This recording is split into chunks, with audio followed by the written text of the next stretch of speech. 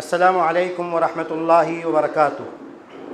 الحمد للہ رب العالمین والصلاة والسلام علی خیر خلقہ محمد وعلی آلہ وصحبہ اجمعین ومن تبعہم بإحسان الی یوم الدین۔ رب اشرح لی صدری ویسر لی امری واحلل عقدۃ من لسانی یفقہوا قولی۔ اللہم لا سہل الا ما جعلتہ سہلا وانت تجعل الحزن اذا شئت سہلا۔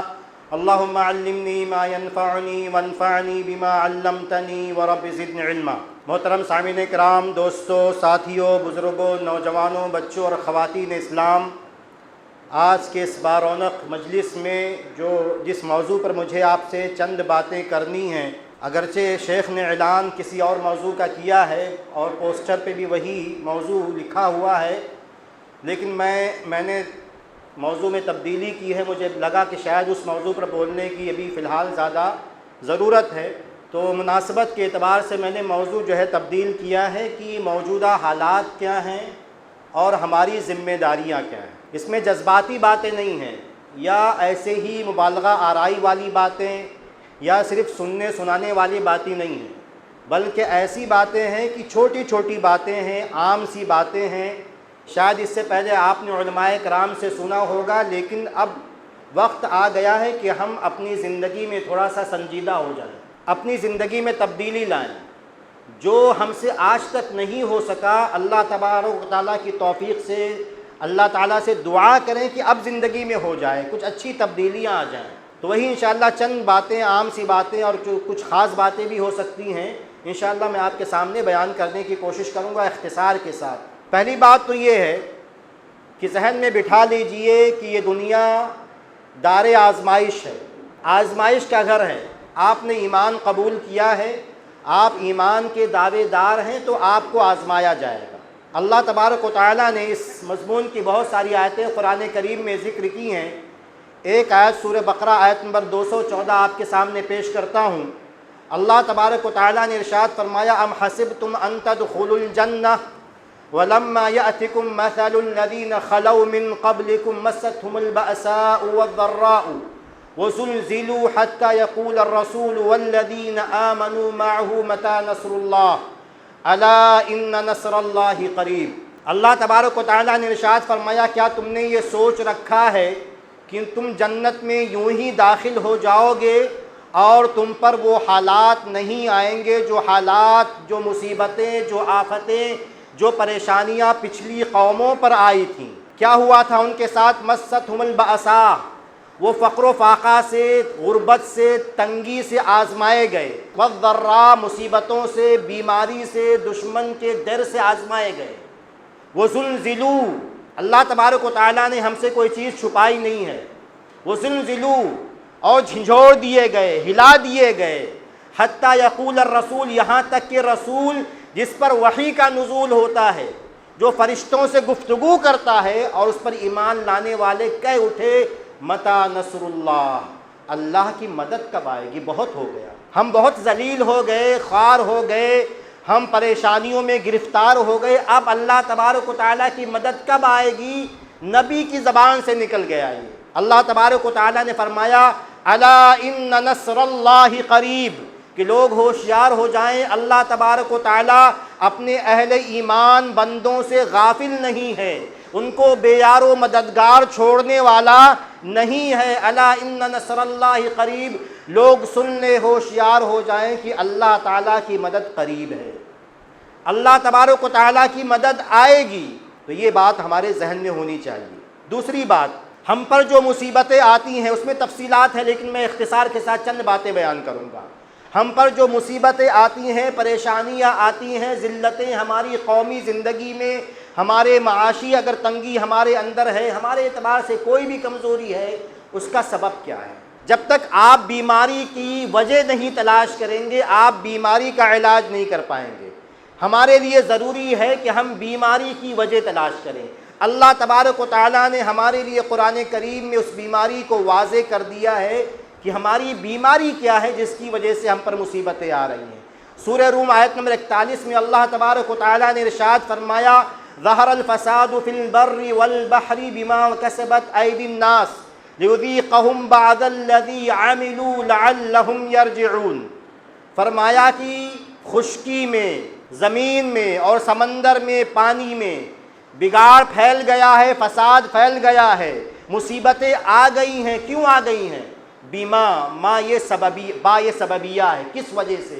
بیما کسبت ایدی الناس، لوگوں کے گناہوں کی وجہ سے، لوگوں کے اپنے کرتوتوں کی وجہ سے، ان کے اپنے ہاتھوں کی کمائی کی وجہ سے۔ اگر مجھ پر مصیبت آئی، وہ سادہ باتیں ہیں، زیادہ بولنا یہ فائدہ مند ضروری نہیں ہے کہ زیادہ سن لیں، زیادہ بول لیں، اس پر غور زیادہ کریں۔ بیما کسبت ایدی الناس، مجھ پر اگر بیماری آئی ہے، مالی پریشانی ہے، انفرادی طور پر ایک انسان کی زندگی میں، یا پوری قوم پر مصیبت آئی ہے، کوئی بدحالی ہے، کوئی چیز ہے جو ہمیں پریشان کرتی ہے، ہمیں نیند سے بیدار کرتی ہے، اس کی وجہ سے نیندیں ہماری اڑ رہی ہیں، تو غور کیجئے آپ نے گناہ کیا کیا ہے۔ میں غور کروں، آپ غور کریں کہ ہماری زندگی میں کیا زندگی ایسی چل رہی ہے جیسی چلنی چاہیے؟ کیا ہماری زندگی شریعت کے مطابق ہے؟ کیا ہم نماز کے پابند ہیں؟ کیا ہم حلال کمائی کرنے کے پابند ہیں؟ کیا ہم غیبت سے، جھوٹ سے بچتے ہیں؟ کیا ہم اپنے بہنوں کی میراث نہیں کھاتے ہیں؟ کیا ہم اپنے پارٹنر کو دھوکہ نہیں دے رہے ہیں؟ جو بھی باتیں ہیں، کیا ہماری عورتیں پردہ کر رہی ہیں؟ کیا ہمارے مردوں میں غیرت ہے؟ اگر ہم اپنی زندگی کا جائزہ لیں تو ہمیں پتہ چل جائے گا کہ ہماری مصیبت کی وجہ کیا ہے، مصیبت کیوں آئی ہے۔ اگر رب کی زندگی، رب کی سرزمین میں زندگی گزاریں گے اور رب کی نافرمانی کریں گے تو مصیبت آئے گی۔ مصیبت سے آپ کو کوئی نہیں بچا سکتا اگر آپ کی زندگی گناہوں سے لت پت ہے، گناہوں میں ڈوبی ہوئی ہے۔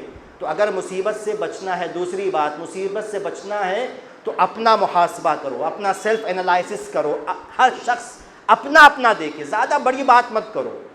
وہ دنیا بھر کی پریشانیوں کا ٹوکرا اپنے سر پہ لے کے مت گھومو کہ ہمارے مسلمانوں کے ساتھ کیا ہو رہا ہے، مسلمان تمہارے ساتھ کیا ہو رہا ہے وہ دیکھو پہلے، تم کیا کر رہے ہو۔ اصل دنیا میں کیا ہو رہا ہے اس کی آپ ذمہ دار نہیں ہیں، دنیا آپ کے ہاتھ میں نہیں ہے، دنیا کسی انسان کے ہاتھ میں نہیں ہے، دنیا میں جو واقعات ہوتے کسی ایک انسان کے ہاتھ میں بلکہ کسی گروہ کے ہاتھ میں بھی نہیں ہے، لیکن اس پر جو میرا ریئیکشن ہے وہ میرے ہاتھ میں ہے، میرا رد عمل کیا ہے، میرا ریئیکشن کیا، میں جواب کیسے دوں گا، میں کیسے اس کو ڈیل کروں گا، کیسے ہینڈل کروں گا، یہ میرے ہاتھ میں۔ تو مجھے جو صبح 24 گھنٹے گزارنے ہیں اس میں 8 گھنٹے میرے نیند کے نکال دو، اگر آپ اچھی نیند لیتے ہیں جو لینا چاہیے، تو آپ کے پاس جو ہے باقی جو 8 16 گھنٹے بچے اس کا آپ حساب و کتاب کیجیے، آپ کے وہ 16 گھنٹے گزرتے کہاں ہیں۔ آپ ایک دن کا حساب کر لیں گے، میں آپ کو آپ کی زندگی کا، جیسا لوگ لکھتے ہیں کہ اگر آپ ایک دن کا حساب دے دیں گے میں آپ کو آپ کی زندگی کا حساب دے دوں گا کہ آپ زندگی میں کیا بن رہے ہیں، کیا بنیں گے اور کیا بن سکتے ہیں۔ تو بہت سمپل ہے، اپنی زندگی دیکھو، آج آپ نے 5 وقت کی نماز پڑھی کہ نہیں، سمپل، بہت سادہ۔ اگر بہت زیادہ پیچیدہ لگتا ہے تو ایک کاغذ لے لو، ایک قلم لے لو اور رات میں بیٹھ جاؤ، عشاء کے بعد سونے سے پہلے، آج فجر کی نماز، ظہر کی نماز، عصر، مغرب، عشاء ہوئی کہ نہیں ہوئی، قرآن کی کتنی تلاوت ہوئی، رب کا کتنا ذکر ہوا، آپ نے حلال کمائی کے لیے کیا کیا، آپ نے آج آپ نے اپنے گھر والوں میں سے کس کی مدد کی، کس رشتہ دار کو فائدہ پہنچایا، آپ نے دنیا کے فائدے کے لیے آپ نے کیا کام کیا، اپنی قوم کی فلاح بہبود کے لیے آپ نے کیا کیا۔ سمپل دیکھ لو، ایک دن میں آپ نے کیا کیا ہے، پھر ایک ہفتے میں آپ نے کیا کیا اپنی زندگی میں، ایک مہینے میں آپ نے کیا کیا، پھر سال بھر کی رپورٹ لو کہ سال بھر میں آپ نے اپنی زندگی میں کیا کیا ہے، میں بتا دوں گا کہ مسلمان کدھر جا رہا ہے۔ آپ مجھے رپورٹ لا کے دے دیں، ایسے ہر محلے کے لوگ، میں ٹھیک ہے، میں فرضی بات کر رہا ہوں، آپ نہیں دیں گے، لیکن اگر آپ رپورٹ لا کے دے دیں تو یہ اندازہ ہو جائے گا کہ اس محلے والے 1 سال کے بعد اچھے ہونے والے ہیں یا اور مزید برے ہونے والے ہیں۔ بہت سادہ سی مثال ہے۔ تو اللہ تبارک و تعالیٰ نے ہمیں یہی جھنجھوڑا ہے، اور اس کے بعد فرمایا لِيُذِيقَهُمْ بَعْضَ الَّذِي عَمِلُوا لَعَلَّهُمْ يَرْجِعُونَ۔ تمہارے گناہوں کی وجہ سے مصیبت آئی ہے، کیوں آئی ہے؟ لام تعلیل گرامر کے لحاظ سے، کیوں؟ تاکہ تمہیں چکھائے تمہارے کرتوتوں کا، کچھ کرتوتوں کا مزہ، تمہارے کچھ گناہوں کا مزہ، کیونکہ اگر پورے گناہوں کا حساب و کتاب ہو جائے تو یہ کائنات، یہ دنیا ایک دن میں فنا ہو جائے۔ تو تمہاری زندگی کے جو تھوڑے گناہ ہیں اللہ تبارک و تعالیٰ چھوٹی سزا دیتا ہے۔ یہ آزمائش ابھی تھوڑی سی چھوٹی مثال ہے کہ تم سنبھل جاؤ، آگے ذکر ہے خود قرآن کی آیت میں کہ تم کو آزمایا جا رہا ہے، تم پر مصیبتیں ہیں، تم پر پریشانیاں کس لیے ہیں؟ لعلہم یرجعون، تاکہ وہ اللہ تبارک و تعالیٰ کی طرف لوٹ آئیں، تو تاکہ وہ پروردگار کی طرف لوٹ آئیں، تاکہ وہ اپنے دین کی طرف، اپنے نبی کی شریعت کی طرف لوٹ آئیں۔ تو یہ دوسری بات غور کیجئے، بس ہنٹ ہے کافی، غور کیجئے۔ مصیبتیں ہیں، اس میں ہمارے گناہوں کا حصہ ہے۔ یہ کس لیے مصیبتیں ہیں کہ گناہ چھوڑ کے، گناہوں کی زندگی کا بائیکاٹ کر کے اب دوبارہ اللہ تعالیٰ کی دین کی طرف انسان آ جائے، اسی میں کامیابی ہے۔ ہاں کبھی کبھی ہم بہت پریشان ہوتے ہیں، میں بھی ہوتا ہوں، ایسی بات نہیں ہے، بہت پریشان ہوتے ہیں، کیا ہوگا کیا ہوگا، ارے اٹیک آ جائے گا مر جاؤ گے اور کیا ہوگا، سیدھی سمپل بات، اٹیک آئے گا مر جاؤ گے، اس سے زیادہ کیا ہوگا۔ لیکن جو اٹیک آنے سے پہلے تمہاری زندگی گزری ہے وہ کیا ہوگا، وہ سوچو وہ کیا ہوگا۔ مرنا آج نہیں ہے تو ٹھیک ہے، بہت جی لیے تو آج سے 40 سال کے بعد مرو گے، بہت ہوا تو ٹھیک ہے 60 سال اور جی لو گے، 100 سال کی عمر پالو گے۔ مسئلہ وہ نہیں ہے کہ تم مرو گے، اس سے پریشان کیوں ہو، مرنا تو سب کو ہے، لیکن مرنے سے پہلے جو زندگی ہم نے گزاری ہے اس کا حساب و کتاب ہوگا، اس کے بارے میں سوال ہوگا۔ سوال یہ نہیں ہوگا کہ تم مرو گے۔ کوئی انسان طاقتور ہو، کوئی بھی وظیفہ پڑھ لے، کوئی بھی جادوگری کر لے، کوئی آج سائنس بھی فیل ہو جائے گی، کوئی اس کے پاس نسخہ نہیں ہے انسان کی ہمیشہ انسان کو لافانی کرنے کا، امورٹل نہیں کر سکتا انسان کو، کوئی بھی علم آ جائے اس کو لافانی نہیں کر سکتا۔ تو اس لیے مسئلہ وہ نہیں ہے کہ تم مرو گے، مسئلہ یہ کہ مرنے سے پہلے جو زندگی گزاری ہے اگر اس کا حساب آگے اگر موقع ملا تو بات آئے گی، جو اس کا حساب کیسے دو گے، تو یہ فیصلہ کرو، یہ آدمی اس کے بارے میں سوچو۔ کیونکہ یہ میں بات آپ سے کیوں کہہ رہا ہوں، کیونکہ میں سوچتا ہوں یہ بات، مجھے ڈر پیدا ہوتا ہے، ارے مر گئے تو کیا ہوگا، یہ ہے وہ ہے، لیکن پھر ذہن میں یہی آتا ہے کہ مرنے سے کیوں ڈرتے ہیں۔ ہماری پرابلم مرنا نہیں ہے، ہماری پرابلم یہ ہے، اصل پرابلم کہ مرنے کے پہلے ہم نے جو زندگی گزاری ہے اس کا حساب و کتاب دے پائیں گے کہ نہیں دے پائیں گے، اصل چیز وہ ہے۔ ورنہ دیکھیے ڈرانا مقصود نہیں ہے موت سے، انسان ہم میں سے انسان، اللہ تبارک و تعالی ہر انسان کو لمبی زندگی دے، اللہ تعالیٰ کی فرما برداری کے ساتھ اور صحت و تندرستی کے ساتھ لمبی زندگی شوق سے جئیں گے، انشاءاللہ خوشی سے جئیں گے۔ لیکن یہ ہے کہ جو زندگی، کبھی انسان کی موت 16 سال میں آ جائے گی، کوئی بچہ ہمارے پیدا ہوتے ہی مر جاتا ہے، کوئی 10 سال میں مرتا ہے، کوئی 15 سال میں مرتا ہے، کوئی 20 سال میں، کوئی 30 سال میں، کوئی 100 سال کی زندگی گزارتا ہے۔ مسئلہ یہ جو مرتا ہے یہ اس کے ہاتھ میں تھوڑی ہے، کیا کہ بچے کے ہاتھ میں ہے کہ اپنی جو ہے موت کو روک لے، 10 سال میں نہ مرے، نہیں مر، ایسا ہو نہیں سکتا۔ کسی انسان کے ہاتھ میں اس کی موت نہیں کہ کب موت آئے گی، لیکن ہاں اصل چیز کیا ہے کہ جو بھی اللہ تبارک و تعالیٰ نے زندگی دی ہے اس میں ہم نے کیا کیا۔ تو یہ بہت سمپل ہے، اپنا دیکھو اس معاملے میں، اپنا کا مطلب اس مسئلے میں جب اپنا تجزیہ کرنا ہے تو اپنی زندگی دیکھو، 24 گھنٹے میں ہم نے کیا کیا، ایک ہفتے میں ہم نے کیا کیا، ایک مہینے میں ہم نے کیا کیا، ایک سال میں میں نے کتنی دفعہ قرآن ختم کیا، بہت ساری باتیں، علم کتنا حاصل کیا میں نے، آگے انشاءاللہ بات آئی۔ تو دوسری بات یہ، تیسری بات یہ کرنی ہے کہ آپ ڈرتے کیوں ہیں، میں ڈرتا کیوں ہوں۔ جو کچھ دنیا میں ہوگا وہی ہوگا جو لوح محفوظ میں لکھا جا چکا ہے، اس سے ایک سوت، ایک انچ نہ آگے نہ پیچھے۔ آپ ڈرتے کس بات سے؟ سورہ حدید آیت نمبر 22 اور 23 میں اللہ تبارک و تعالیٰ نے ارشاد فرمایا، ما اصاب من مصیبت فی الارض ولا فی انفسکم الا فی کتاب من قبل ان نبرأها، کہ زمین پر جو بھی مصیبت آتی ہے، جو بھی زلزلے، طوفان، سیلاب، پریشانیاں، بھوک-مری، جو کچھ قحط سالی جو کچھ آتی ہے، وہ فی انفسکم، اور تمہارے اندر جو بیماریاں، تکلیفیں، مالی پریشانی، ذہنی ٹینشن، جو کچھ آتا ہے، الا فی کتاب من قبل ان نبرأها، اس کے پیدا کرنے سے پہلے ہم نے اسے لکھ دیا۔ جو کچھ ہونے والا ہے وہ لکھا جا چکا ہے، اب اس میں تبدیلی نہیں ہوگی، ایک دم کلیئر ذہن میں رکھیے۔ جو کچھ قیامت تک ہونے والا ہے وہ لوح محفوظ میں لکھا جا چکا ہے، اس میں کوئی تبدیلی نہیں ہوگی۔ میں جو کہہ رہا ہوں اس کو مراد لے رہا ہوں، تبدیلی نہیں ہوگی۔ جو بھی حدیثیں آئی ہیں میں جانتا ہوں اس کی توجیہ کیا ہے، اگر آپ اس سے کہیں گے نہیں بعض حدیثوں میں ایسا ہو، اس پر مت جائیے فی الحال، لیکن صحیح بات یہ ہے کہ کوئی جو تقدیر لکھی لوح محفوظ میں جو چیز ہے اس میں کوئی تبدیلی نہیں ہے، تو آپ پریشان نہ ہو، جو ہوگا وہ لکھا وہی ہوگا، اس سے زیادہ نہیں ہوگا۔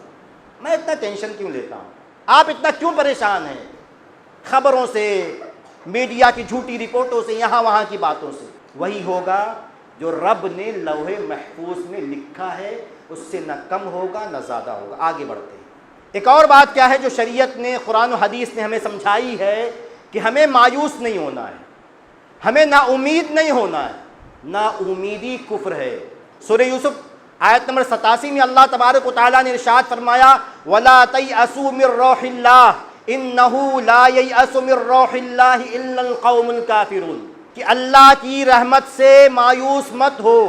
اللہ کی رحمت سے کافر قوم مایوس ہوتی ہے، مسلمان مایوس نہیں ہوتا. مسلمان خودکشی نہیں کرتا ہے، کیسے بھی حالات آ جائیں، کتنی بھی مالی تنگی آ جائے، کیریئر کتنا بھی تباہ ہو جائے، طلاق ہو جائے، خلا ہو جائے، کوئی بھی مسئلہ زندگی میں آ جائے، ایمان والا وہی ہے جو ہمت نہیں ہارتا، جو خودکشی نہیں کرتا ہے، وہ لڑتا ہے، گرتا ہے پھر اٹھتا ہے. یہ مسلمان ہے. ہمارا بچہ اگر کہیں فیل ہوگا تو ہمت نہیں ہارے گا. زندگی کے کسی امتحان میں ہم اس کو یہ سبق دیں گے. بیٹا، میری بچی بھی پڑھتی ہے، نیٹ کا ایگزام کی تیاری کر رہی ہے، میں اسے ٹھیک ہے موٹیویٹ بھی کرتا ہوں، لیکن میں اسے کہتا ہوں بچہ ڈرنا نہیں، جو ہوگا دیکھا جائے گا، محنت کرو، بس ٹینشن مت لو، اللہ نے جو لکھا ہوگا تم محنت کرو، دعا کرو، ہماری دعائیں تمہارے ساتھ انشاءاللہ کامیابی ملے گی. تو یہ احساس، یہ امید پیدا کرنا بچوں میں. آپ بچوں کے ڈرانے والی باتیں بچوں سے مت کریں، ہمت والی باتیں. تم کل کا مستقبل ہو، تعلیم حاصل کرو، انشاءاللہ بات آئے گی جتنا موقع ملا. تم کل کا مستقبل ہو، تم کیوں ڈرتے ہو؟ تم اپنا کام کرو، تمہارا کام تعلیم حاصل کرنا، وہ کام کرو تم اپنا، اللہ کی شریعت کے مطابق زندگی گزارنا، وہ کام کرو اپنا، کیوں پریشان ہوتے ہو؟ ایک یہ واضح انداز میں جو قرآن میں کہا گیا، اور بھی آیتیں لیکن ایک آیت کافی ہے تاکہ بات زیادہ ہو پائے، کہ ہمیں مایوس نہیں ہونا. حالات کیسے بھی دگرگوں ہو جائے، پریشان کن ہو جائیں، ہمیں مایوس نہیں ہونا. اور کیا کرنا ہے؟ ہمیں اپنا اور اپنے بچوں کا ایمان اور ان کی توحید مضبوط کرنا ہے. ایسا ایمان دل میں ہو ہمارے بچوں کے، ہمارے بچیوں کے، ہمارے دل میں، یہ سر صرف رب کے سامنے جھکے گا، اس کے علاوہ کسی اور کے سامنے نہیں جھکے گا. سمجھیے اس کو، یہ بہت باریک باتیں ہیں، مطلب اہم باتیں ہیں، اگر باریک نہ بھی کہوں. جس کے دل میں یہاں ایمان ہوگا نا، وہ دنیا کی ہر مصیبت سے ٹکرا جائے. جس کے دل میں رب کا ڈر ہے، اس کے دل میں کسی اور کا ڈر آ ہی نہیں سکتا. جو رب سے ڈرتا وہ کسی سے نہیں ڈرتا. یہی اپنے بچوں اور بچیوں میں پیدا کرنا ہے. اپنے دین سے لگاؤ، محبت، نبی سے محبت، اللہ تبارک و تعالیٰ سے محبت، قرآن کریم سے محبت، اپنے دین سے محبت، مر مٹنے کا جذبہ، عمل کرنے کا جذبہ اور توحید کی محبت. ایک دو آیت سن لیجئے. سورہ آل عمران آیت نمبر 139 میں اللہ تبارک و تعالیٰ نے ارشاد فرمایا وَلَا تَهِنُوا وَلَا تَحْزَنُوا وَأَنْتُمُ الْأَعْلَوْنَ إِن كُنتُم مُؤْمِنِينَ. وَلَا تَهِنُوا، کمزور نہ پڑو، وَلَا تَحْزَنُوا، غمزدہ نہ ہو، وَأَنْتُمُ الْأَعْلَوْنَ، تم ہی سر بلند رہو گے، تم ہی کامیاب رہو گے، تم ہی اونچائیوں پر، بلندیوں پر رہو گے. ان یہ شرطیہ ہے، ان جو ہے لفظ آگے آ رہا ہے، ان شرطیہ ہے، کنڈیشنل. کنڈیشن کیا ہے؟ ان کنتم مومنین، اگر تم صاحب ایمان. اللہ تبارک و تعالیٰ نے یہ وعدہ کیا ہے کہ سربلندی تمہیں ملے گی، تمہیں کامیابی ملے گی، سرفرازی ملے گی، دنیا کی قیادت ملے گی. شرط یہ ہے کہ تم اللہ تبارک و تعالیٰ پر پکا ایمان رکھنے والے ہو جاؤ، سچے مومن ہو جاؤ، ایمان مضبوط ہو، توحید مضبوط ہو، تو انشاءاللہ دنیا کی کوئی طاقت آپ کو قیادت کے تختے سے ہٹا نہیں سکتی. شرط یہ ہے لیکن ایمان والا. آپ کو لگے گا ہم تو ایمان والے ہیں، میں زیادہ بات نہیں کروں گا، لیکن آپ ایک کسی بھی محلے میں، مسلم محلے میں چلے جائیں، سروے کر لیں، مائک ان کے منہ پہ رکھیں اور توحید کے بارے میں چند باتیں پوچھ لیں، شرک و بدعات کا غلغلہ دیکھ لیں، اور بھی چیزیں آپ جانتے ہیں کیا ہوتا ہے. ہماری اکثریت مومن شرک میں مبتلا ہے. میں یہ نہیں کہوں گا مومن ہے کہ نہیں، چلیے اختلافی مسئلہ، لیکن شرک میں مبتلا ہے. ہماری ایک بڑی مسلمانوں کی بڑی تعداد اگر ایمان والے ہوتے تو اتنے کمزور نہیں ہوتے ہیں. توحید مضبوط ہوتی، شرک سے نفرت ہوتی، ایک اللہ تبارک و تعالیٰ کے سامنے جھکنے والے ہوتے، ہمارا صرف ایک ہی نعرہ ہوتا یا اللہ مدد، تو ہم اتنے کمزور نہیں ہوتے. اب تو ہم نے 50 نعرے، یا علی مدد، یا رسول اللہ مدد، یا خواجہ مدد، یہ مدد وہ مدد، ہم نے ہزاروں نعرے نکال دیے. رب کا دربار چھوڑ دیا ہم نے، رب کے سامنے ہم نے گڑ گڑانا چھوڑ دیا. ایک اور آیت میں آپ کے سامنے رکھتا ہوں اسی موضوع کی، کہ اللہ تبارک و تعالیٰ نے فرمایا ما اصاب من مصیبت الا باذن اللہ ومن یؤمن باللہ یہد قلبہ، کہ جو بھی مصیبت آتی ہے اللہ تعالیٰ کے حکم سے آتی ہے، اور وَمَن يُؤْمِن بِاللَّهِ، جو اللہ تبارک و تعالیٰ پر ایمان رکھنے والا ہوگا، اللہ تبارک و تعالیٰ اس کے دل کو ہدایت دے گا، اس کو راستہ دکھا دے گا، اس کو گائیڈ کرے گا۔ مصیبتیں آئیں گی، پریشانیاں آئیں گی، لیکن جو صاحب ایمان ہوگا، جو مضبوط ایمان والا ہوگا، اللہ کا بندہ یا بندی مضبوط ایمان والا یا والی ہوگی، اللہ تبارک و تعالیٰ مصیبت سے نکلنے کا راستہ اسے سجھا دے گا، بتا دے گا۔ ایک اور چیز جو ہمیں کرنی ہے کہ اللہ تبارک و تعالیٰ سے اپنے گناہوں کی توبہ استغفار کرنا ہے، کیونکہ اللہ تبارک و تعالیٰ نے یہ نسخہ ہمیں بتایا ہے، یہ بات ہمیں بتائی ہے۔ سورہ انفال آیت نمبر 33 میں اللہ تبارک و تعالیٰ نے ارشاد فرمایا، وما، غور سے سنیے گا، وما کان اللہ لیعذبہم وانت فیہم وما کان اللہ معذبہم وہم یستغفرون، کہ اللہ تبارک و تعالیٰ نے قرآن کریم میں فرمایا کہ اے نبی صلی اللہ علیہ وسلم، جب تک آپ ان کے درمیان موجود ہیں اللہ تعالیٰ ان کو عذاب نہیں دے گا۔ ایک بات تو یہ، اب نبی کی وفات ہو گئی، یہ حصہ ختم ہو گیا۔ آگے اللہ تبارک و تعالیٰ نے ارشاد فرمایا، وما کان اللہ معذبہم وہم یستغفرون، کہ جب تک یہ اپنے گناہوں کی مغفرت مانگتے رہیں گے، گناہوں سے توبہ کرتے رہیں گے، گناہوں سے استغفار کرتے رہیں گے، اللہ تبارک و تعالیٰ انہیں عذاب میں مبتلا نہیں کرے گا۔ یہ نسخہ ہے، گناہوں سے معافی مانگتے رہو، توبہ کرتے رہو، استغفر اللہ، زبان سے بھی اور عمل کے ذریعے بھی۔ اگر یہ کرتے رہیں گے ہم مسلمان تو اللہ تبارک و تعالیٰ کا وعدہ ہے، وہ احساس پیدا ہوگا، کیونکہ اگر ہماری زندگی میں تبدیلی آئے گی، کیونکہ توبہ کا مطلب کیا ہوتا ہے، وقت کم ہے لیکن اختصار کے ساتھ، توبہ کا مطلب کیا ہوتا ہے؟ میں نے توبہ، اللہ توبہ، اللہ توبہ، اس کا مطلب کیا؟ مطلب 4 چیزیں ہیں، 3 یا 4، بعض صورتوں میں 3 4۔ کیا چیزیں ہیں وہ؟ کہ آدمی پہلے پچھتائے کہ ہاں غلطی ہوئی ہے، احساس ندامت ہے دل میں نے غلط کیا، یہ جو گناہ کیا میں نے غلط کیا۔ دوسری بات یہ ہے کہ آدمی فوراً اس گناہ کو چھوڑ دے، یہ نہیں کہ سگریٹ پی رہا ہے اور اللہ توبہ اللہ پھر پی رہا، پھر یہ نہیں، جو گناہ جس گناہ سے توبہ کر رہا ہے فوراً چھوڑ دے اس کو، پچھتاوا، گناہ چھوڑے۔ تیسری بات ہے کہ یہ پکا ارادہ کرے کہ آئندہ وہ گناہ نہیں کرے گا۔ اور چوتھی شرط یہ ہے کہ اگر گناہ حقوق العباد کا ہے، بندوں سے متعلق ہے، تو ایسی صورت میں اگر اس نے کسی کو تکلیف پہنچائی ہے تو یا تو بدلہ کہے کہ بدلہ لے لو یا معاف کر دو، اگر مال کا مسئلہ ہے تو وہ پیسہ واپس کر دو۔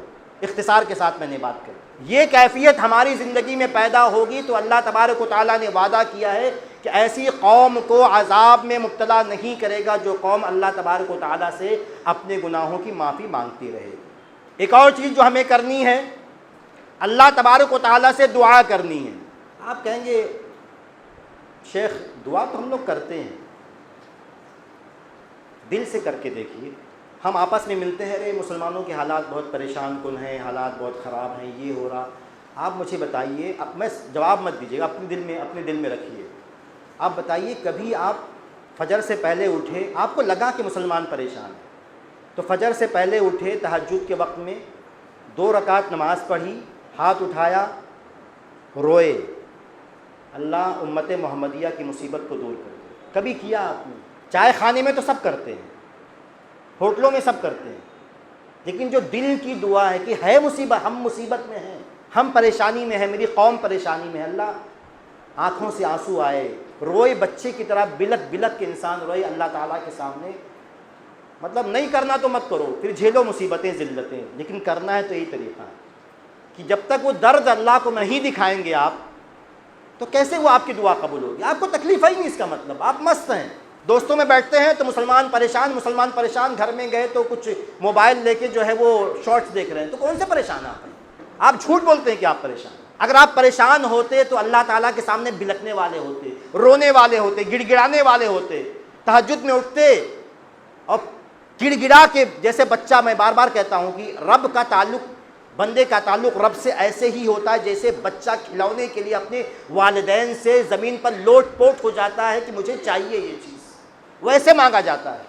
تو رب سے ہم نے کتنے لوگوں نے، میں جواب نہیں چاہوں گا لیکن دل میں جواب رکھیے، آپ نے مانگا کیا کہ اللہ تعالیٰ میری قوم پریشان ہے، اس قوم کی پریشانیاں دور کر دے، روئے ہوں، گڑ گڑائے ہوں، آنکھوں سے آنسو آئے ہوں، کبھی محسوس آپ نے اس بات کو کیا؟ اور نہیں کیا تو جھوٹ بولتے ہیں آپ، عیاری مکاری، ہم سب مل کے عیاری مکاری کر رہے ہیں کہ مسلمان پریشان ہیں، بڑے حالات خراب ہیں، آپ کچھ نہیں کر رہے ہیں اس کے جو دعا آسان سی چیز جو آپ کر سکتے میں کر سکتا وہ نہیں کر رہے ہیں، تو بڑے اقدامات آپ کیا کریں گے، بڑی باتیں آپ کیا کریں گے؟ تو ٹھیک ہے، یہ ہمیں دعا کرنی ہے، اتنا کافی ہے، آیت نہیں بھی پڑھیں گے تو چلے گا۔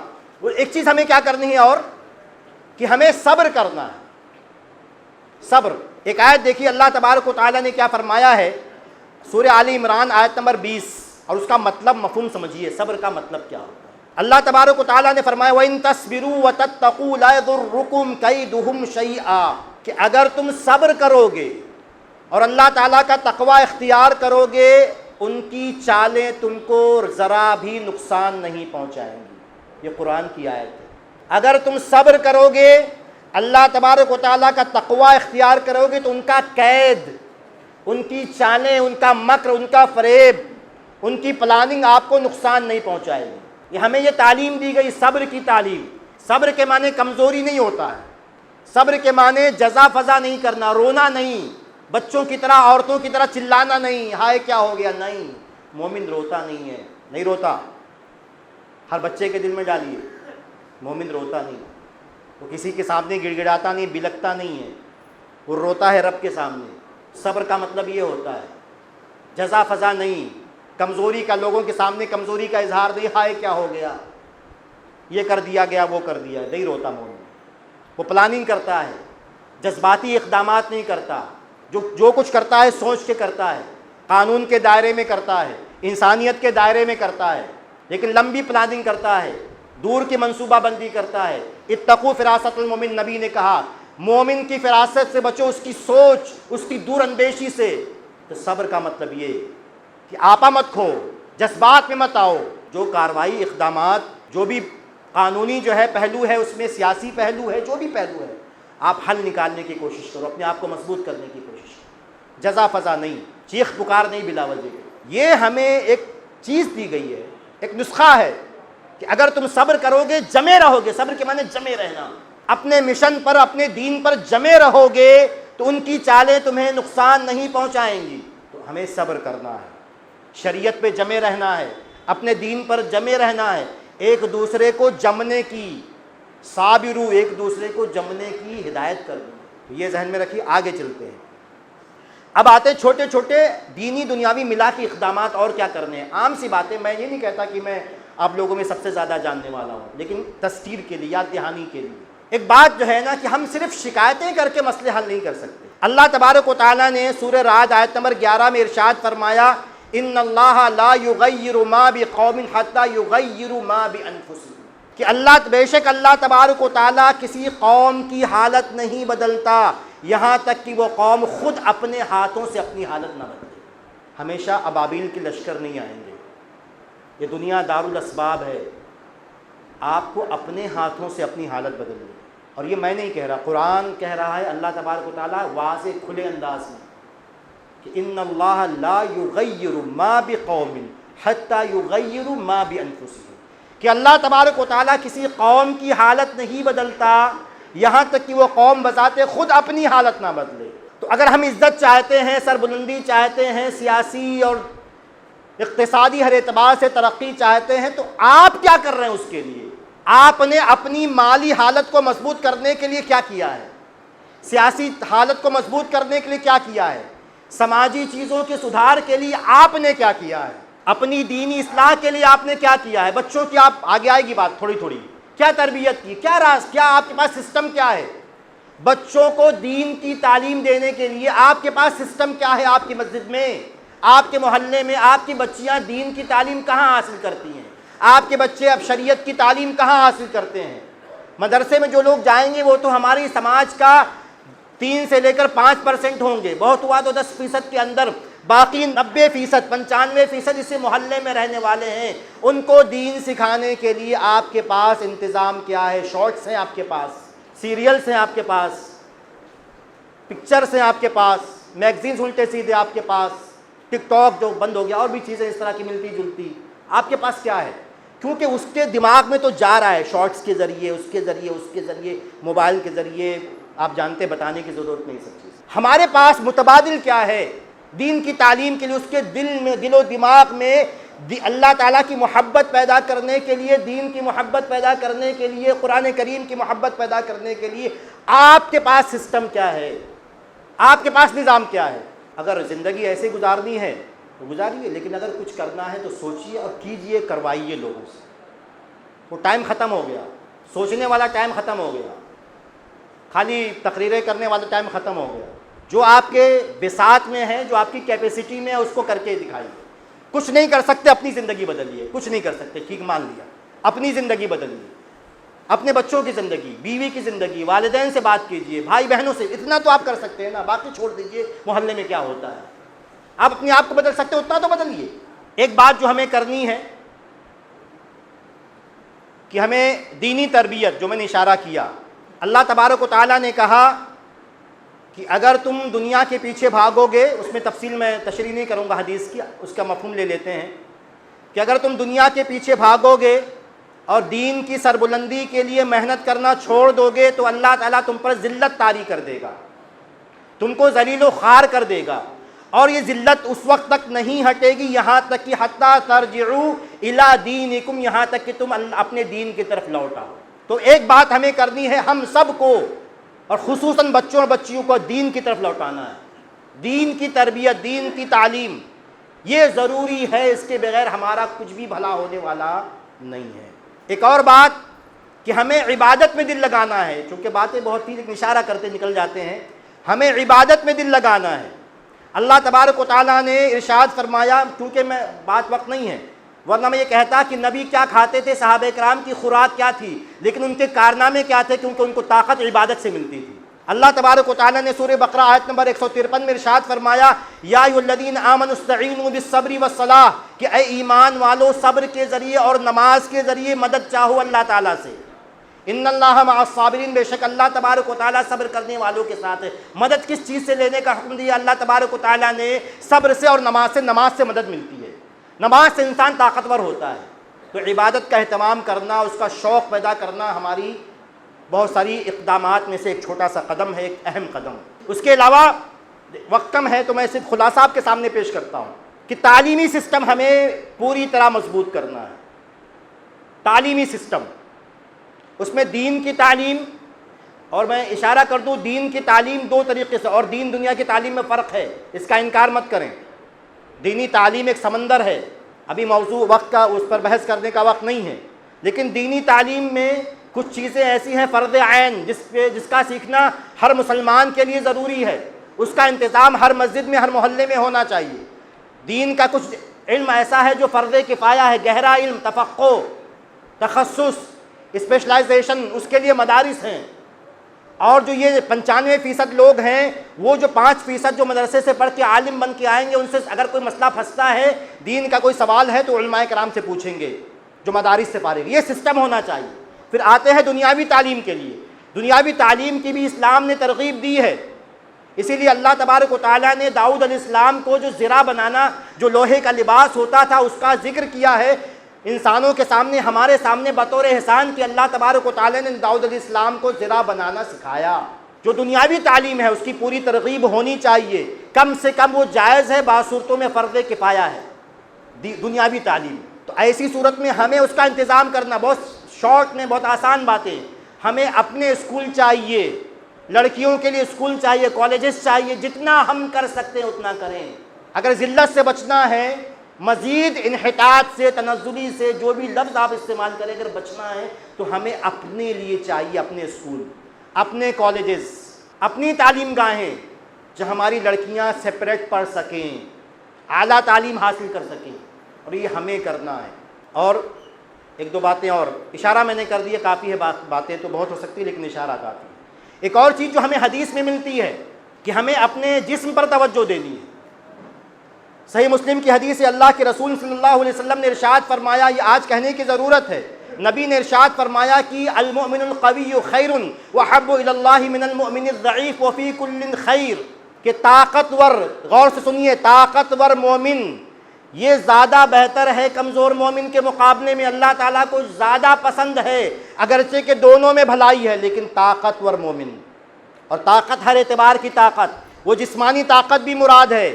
اب رات میں جاگنا بند نہیں کرنا تو مت کرو، آپ کی مرضی مرو. اپنے لیے بھی کہہ رہا ہوں, سب کے لیے, کسی آئیے کہ آپ کو ڈانٹوں, اپنے آپ کو بھی ڈانٹوں.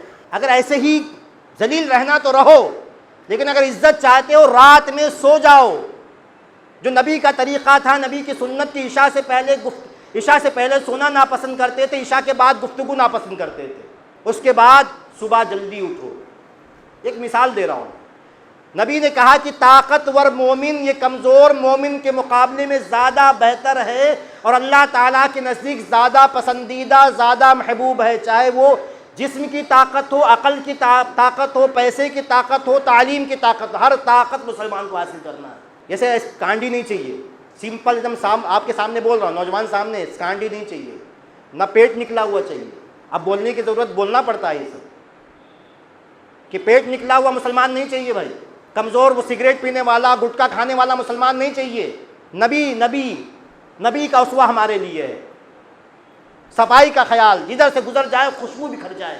طاقتور اتنے, یہ جو واقعہ ہے 55 سال کے لگ بھگ عمر, آس پاس اندازہ لگائیے کہ مدینے میں تیز آواز آئی, گھبراہٹ, لوگ گھبرا گئے, صحابہ کرام گھبرا گئے. گھر سے باہر نکلے, دیکھے سامنے سے اللہ کے رسول صلی اللہ علیہ وسلم تشریف لا رہے ہیں. ننگی گھوڑے پہ, ننگی پیٹھ کا مطلب اس پر جو کچھ ہوتا ہے, لگام کا جاوا سب کچھ نہیں, دوڑا ہوئے چلے آ رہے ہیں. نبی نے کہا لن تراؤ, گھبراؤ نہیں. ہم یہ 40 سال میں ڈائبٹیز فلاں, یہ کہنے کی آج ضرورت ہے. اسلام اس کی تعلیم دیتا ہے کہ آپ مضبوط بنیں, صحت مند بنیں.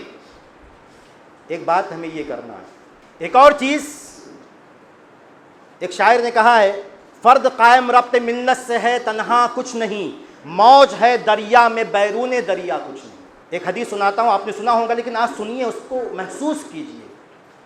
نبی نے فرمایا صلی اللہ علیہ وسلم کہ مسلمانوں کی مثال اپنے آپس کی محبت میں, ایک دوسرے پر رحم کرنے میں, ہمدردی کرنے میں, ایک دوسرے پر نرم کرنے میں, مثل الجسد الواحد, ایک جسم کی طرح ہے. اذا اشتکا منہ عضو تداعی لہ سائر الجسد بالسہر والحمى, کہ اگر انسان کے جسم کا ایک عضو, ایک آرگن, ایک چھوٹا سا عضو بھی اگر کسی بیماری میں, کسی تکلیف میں ہوتا ہے تو پورا جسم بخار محسوس کرتا ہے. ایسا نہیں ہے کہ آنکھ میں درد ہو رہا ہے تو میں سو جاؤں, بدید نہیں آئے گی. سمپل ہے, سمجھانے کی ضرورت نہیں ہے. نبی نے مثال دی کہ اگر آپ کے آنکھ میں درد ہے تو یہ آنکھ یہ نہیں کہے گی تم لوگ سب پورے جسم والے سو جاؤ, ہاتھ پیر اور تمام دماغ سو جائے, میں تو درد محسوس کر لوں گی, میں دیکھ لیتی ہوں. ایسا نہیں ہوگا. آنکھ میں درد ہے, دانت میں درد ہے تو آپ کو نیند نہیں آئے گی, پورا جسم درد کو محسوس کرے گا. نبی نے مسلمانوں کی مثال ایسے ہی دی. مسلمان ایسا ہی ہوتا ہے کہ اگر ایک مسلمان کو درد ہے دنیا کے کسی کونے میں تو پوری دنیا کے مسلمان کو اس کا درد ہوتا ہے اور ہونا چاہیے. یہ ہے اخوت ایمانی, یہ ہے ایمانی بھائی چارگی, سے بھولنا نہیں چاہیے. ایک اور بات جو ملتی جلتی ہے کہ ہمیں آپس میں اتحاد رکھنا ہے, اتفاق رکھنا ہے. سورہ انفال میں اللہ تبارک و تعالیٰ نے ارشاد فرمایا وَأَطِیعُوا اللَّهَ وَرَسُولَهُ, کہ اللہ تعالیٰ کی فرما برداری کرو, اس کے رسول کی فرما برداری کرو. وَلَا تَنَازَعُوا, آپس میں جھگڑا نہ کرو, آپس میں نہ لڑو. وہ اگر آپس میں لڑو گے تو کیا ہوگا, فَتَفْشَلُوا, تم ناکام اور کمزور ہو جاؤ گے. وَتَذْهَبَ رِيحُكُمْ, تمہاری طاقت بکھر جائے گی, تمہاری ہوا اکھڑ جائے گی, کیونکہ اختلاف کا نتیجہ یہی ہوگا. وَاصْبِرُوا, صبر کرو. ان اللہ مع الصابرین, بے شک اللہ تعالیٰ صبر کرنے والوں کے ساتھ ہے. ایک اور بات, اگر آپ چاہتے ہیں کہ ذلیل نہ ہو, خوار نہ ہو, سربلندی ملے, سکون اور چین ملے, تو نبی نے ایک حدیث فرمائی ہے, آپ اس کو بھی سن لیں, سماعت فرما لیں. کہ نبی نے فرمایا صلی اللہ علیہ وسلم والذی نفسی بیدہ, اس ذات کی قسم جس کے ہاتھ میں میری جان ہے, لتأمرن بالمعروف, تم اپنی سوسائٹی, سماج, محلے, علاقے میں بھلائیوں کا حکم دو گے. وَلَتَنْهَؤُنَّ عَنِ الْمُنْكَرِ, اور لوگوں کو ضرور بھی ضرور برائی سے روکو گے. آپ کے محلے میں ڈرگس نہیں ہونا چاہیے, کوئی بھی غلط کام یہ آپ کی ذمہ داری ہے. گالی گلوچ, آپ کے محلے میں کوئی بہو ساس کو نہ ستائے, کوئی ساس بہو کو نہ ستائے. اونچی آواز میں گالی گلوچ یا گانے, یہ تمام جو سماجی برائیاں, عبادت میں کمی, تمام چیزیں. نبی نے کہا کہ تم ضرور بھی ضرور لوگوں کو بھلائی کا حکم دو گے اور تم ضرور لوگوں کو برائی سے روکو گے، ورنہ یہ ہوگا کہ قریب ہے کہ اللہ تبارک و تعالیٰ تم پر سزا ڈال دے، تم پر عقاب بھیج دے۔ اور عقاب جب مصیبت آئے گی، ذلت آئے گی، کسی بھی قسم کی مصیبت آئے گی، اس وجہ سے آئے گی، ثم تدعونہ، اس کے بعد تم اللہ تبارک و تعالیٰ کو پکارو گے، فلا یستجاب لکم، تمہاری دعا قبول نہیں ہوگی۔ یہ الٹیمیٹم دے دیا گیا، مطلب کچھ چھپایا نہیں گیا ہے۔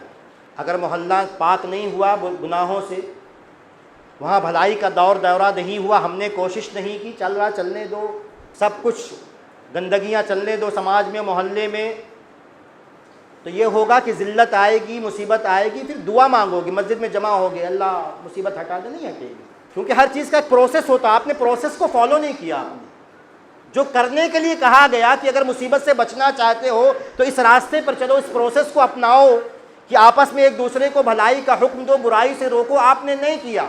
جب آپ نے نہیں کیا تو نتیجہ اس کے الٹا نہیں نکلے گا، نتیجہ وہی نکلے گا جو نکلنا چاہیے۔ ایک بات تو یہ کرنا ہے، بس اختصار کے ساتھ حدیث کا حوالہ اشارہ کر دوں گا، کافی ہے، کہ ہمارے یہاں بہت سارے لوگ یہ کہتے ہیں کہ کمانا یہ دنیا داری ہے۔ میں آپ کو صرف اتنا سمجھا دوں اس حدیث کے حوالے سے، کمانا یہ دین داری ہے۔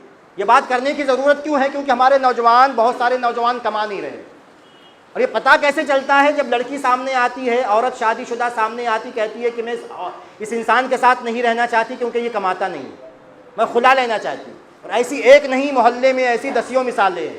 شادی کر لی کہ شادی کر دی والد ماں باپ نے کہ شادی کے بعد سدھر جائے گا، نہیں سدھرتا۔ جس کو آپ 25 سال میں نہیں سدھار سکے، کیا بیوی آ کے ایک مہینے میں 1 سال میں سدھار پائے گی؟ نہیں سدھار پائے گی۔ تو یہ ذہن میں بٹھائیے کہ کمانا عبادت۔ ایک حدیث آپ کو سناتا ہوں کہ ایک واقعہ ہے کہ ایک دفعہ اللہ کے رسول صلی اللہ علیہ وسلم اور صحابہ کرام ایک مجلس میں تھے، ایک جگہ تھے، وہاں سے ایک نوجوان کا گزر ہوا، تو صحابہ اور کسی اپنے کام، دنیاوی کام سے بھاگا ہوا جا رہا تھا، محنت دکھ رہی تھی اس کی، بھاگو دوڑ دکھ رہی تھی۔ تو صحابہ کرام نے کہا کہ لو کان ھذا فی سبیل اللہ، کہ اس کی یہ بھاگ دوڑ کاش کے دین کے لیے ہوتی۔ نبی نے فرمایا کہ اگر اس کی بھاگ دوڑ اس لیے ہے تاکہ کما کے اپنے چھوٹے بچوں کو کھلائے، فہو فی سبیل اللہ، تو ایسا انسان اللہ کے راستے میں نکلا ہوا ہے۔ صبح نوکری پہ جاتے ہو، شام میں لوٹتے ہو، کاروبار پہ جاتے ہیں، ہمیں شام میں لوٹتے ہیں، ہمیں اس کا اجر و ثواب ملتا ہے، یہ نیکی ہے ہماری۔ جیسے نماز پڑھنے کا ثواب، روزہ رکھنے کا ثواب، قرآن کی تلاوت کا ثواب، ذکر و اذکار کا ثواب، ویسے ہی حلال کمائی کا بھی ثواب ہے۔ مزید نبی نے فرمایا کہ اگر یہ اس لیے بھاگ دوڑ کر رہا ہے تاکہ اپنے بوڑھے والدین کو حلال کما کے کھلائے، فہو فی سبیل اللہ، تو یہ اللہ کے راستے میں نکلا ہوا ہے۔ آپ نے مزید فرمایا کہ اگر اس لیے کماتا، بھاگ دوڑ اس لیے کرتا ہے تاکہ کما کے اپنے آپ کو لوگوں کے سامنے ہاتھ پھیلانے سے بچائے، فہو فی سبیل اللہ، تو اللہ کے راستے میں نکلا ہوا ہے۔ نوجوانوں کو یہ زندگی گزارنی ہے کہ زندگی میں کبھی ایسا موقع نہ آئے، اتنی پلاننگ کر کے رکھیے کمانے کے تعلق سے۔ اور یہ والدین کی ذمہ داری ہے کہ وہ اپنے بچوں کو کمانے والا ہنر دیں، کمانے والی تعلیم دیں، کسی کاروبار میں، نوکری میں، بزنس میں لگائیں، تاکہ جب بچہ 25-30 سال کا ہو جائے تو وہ آپ پر بوجھ نہ ہو، وہ سماج سوسائٹی پر بوجھ نہ ہو، اپنے خاندان کو پال سکے۔ نبی نے کہا کہ انسان اس لیے اگر کماتا ہے تاکہ لوگوں کے سامنے بھیک نہ مانگے، وہ اللہ کی راہ میں لگا ہوا ہے۔ اس کے بعد نبی نے آخری بات یہ کہی کہ ہاں اگر اس لیے کماتا ہے، ریاء و مفاخرہ، کہ کما کے لوگوں کے سامنے فخر و مباحات کرے، اپنے پیسے کا دکھاوا کرے، شان و شوکت کا اظہار کرے، فضول خرچیاں کرے، شادی میں لوگوں سے مقابلہ آرائی کرے کہ آپ 5 بکرا لائے ہیں، میں 6 لے کے آؤں گا، اگر مقصد یہ ہے، فہو، نبی نے فرمایا صلی اللہ علیہ وسلم، فہو فی سبیل الشیطان، تو ایسی کمائی شیطان کے راستے میں۔ ایک آخری بات کہہ کے میں بات ختم کرتا ہوں کہ ایک تنظیم الحیات، میں نے اس کا عنوان چھوٹا سا دیا کہ اپنی زندگی میں اپنی زندگی کو ایک نظام دیجئے، ایک سسٹم پہ لائیے، اور وہ حدیث سامنے رکھیے جو بہت مشہور حدیث ہے۔ نبی نے فرمایا کہ قیامت کے دن انسان کے قدم اللہ تعالیٰ کے سامنے سے نہیں ہٹیں گے یہاں تک کہ اس سے 5 سوال کیا جائے گا۔ یہ 5 سوالوں کے جواب آپ اپنے ذہن میں ابھی سے تیار رکھیے، اپنی زندگی ویسے گزاریے۔ سوال یہ ہوگا عن عمرہ فیما افناہ، پوری آپ کی زندگی کے بارے میں سوال ہوگا، آپ نے زندگی کہاں گزاری؟ جواب ہے تو خوش ہے، نہیں ہے تو سوچئے کیوں جواب آپ کے پاس نہیں۔ آج مر جائیں اور سوال ہو جائے جو 40 سال گزارے، 45 سال، 50 سال کہاں گزارے، کہاں گیا وقت، وہ گھنٹے، وہ لمحات، وہ سیکنڈ، وہ منٹ کہاں گئے؟ اب جواب کے لیے تیار رہیے۔ اگر اسی طرح زندگی، اس کو بدلیے زندگی کو۔ دوسرا سوال یہ ہوگا وعن شبابہ فیما ابلاہ، کہ پوری زندگی کہاں گزاری، خاص طور سے جوانی کہاں گزاری، جب طاقت تھی، جب ہاتھ پیر اچھے سے کام کرتے تھے، ذہن کام کرتا تھا، اللہ تبارک و تعالیٰ نے رعنائی دی تھی، آپ کو طاقت دی تھی، قوت دی تھی، عبادت زیادہ سے زیادہ عبادت کر سکتے تھے، حلال کمائی کر سکتے تھے، لوگوں کی مدد کر سکتے تھے، اپنی قوم ملت کے لیے قربانیاں دے سکتے، کچھ کر سکتے تھے۔ وہ جوانی، وہ شباب آپ نے کہاں لگایا؟ یہ سوال ہوگا۔ اس سے پہلے ہم میں سے کوئی بھی اللہ تعالیٰ کے سامنے سے ہٹ نہیں پائے گا، یہی کرنا ہے۔ وَمَالِهِ مِنْ أَيْنَ اكْتَسَبَهُ، مال کے بارے میں سوال ہوگا، کہاں سے کمائے تھے۔ وَفِيمَا أَنفَقَهُ، اور کہاں خرچ کیا۔ دو سوال مال کے تعلق سے ہوگا۔ پیسہ پوری زندگی کہاں سے لائے، کہاں سے بچوں کو کھلائے، یہ گھر کہاں سے بنایا، یہ کاروبار کہاں سے تم نے سیٹ اپ کیا، اس کا یہ پیسہ آیا کہاں سے، حلال ذریعہ تھا یا حرام ذریعہ تھا، یہ سوال ہوگا۔ وَفِيمَا أَنفَقَهُ، اور دوسرا سوال یہ ہوگا کہ پیسہ یہ تو ہماری طرف سے امانت تھی، تمہارا نہیں تھا، یہ اللہ نے تم کو دیا تھا بطور امانت، مرو گے قبر میں کچھ نہیں جائے گا، سب کو پتہ ہے، تو تم نے یہ پیسہ خرچہ کہاں کیا۔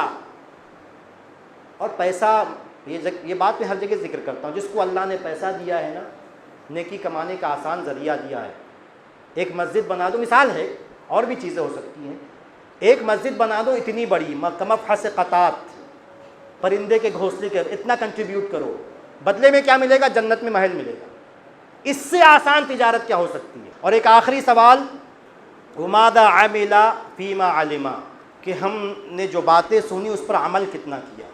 تم کو جتنا علم دیا گیا تھا، جتنی باتیں علماء کرام آپ کو سناتے تھے، زندگی بدلنے والی، آخرت کا راستہ اختیار کرنے والی، جنت کے راستے پہ چلنے والی، جہنم کے راستے سے بچنے والی، اس میں آپ نے کتنا عمل کیا، کتنا کیا آپ نے؟ اسی پر میں اپنی بات کو ختم کرتا ہوں۔ اللہ تعالیٰ سے دعا ہے کہ اللہ تعالیٰ کہنے سننے سے زیادہ عمل کرنے کی توفیق عطا فرمائے۔ وآخر دعوانا ان الحمد للہ رب العالمین، والصلاة والسلام علی النبی الکریم، والسلام علیکم ورحمۃ اللہ وبرکاتہ۔ ایسے ہی فائدہ مند اسلامک ویڈیوز دیکھنے اور منہج سلف پر کتاب و سنت کی تعلیمات کو عام کرنے میں ہمارا تعاون کریں، تاکہ آپ کے لیے ذریعہ نجات، جنت کے حصول کا سبب، ساتھ ہی مال میں برکت و اضافے کا ذریعہ بھی بنے۔ آمین۔ جزاک اللہ خیرن۔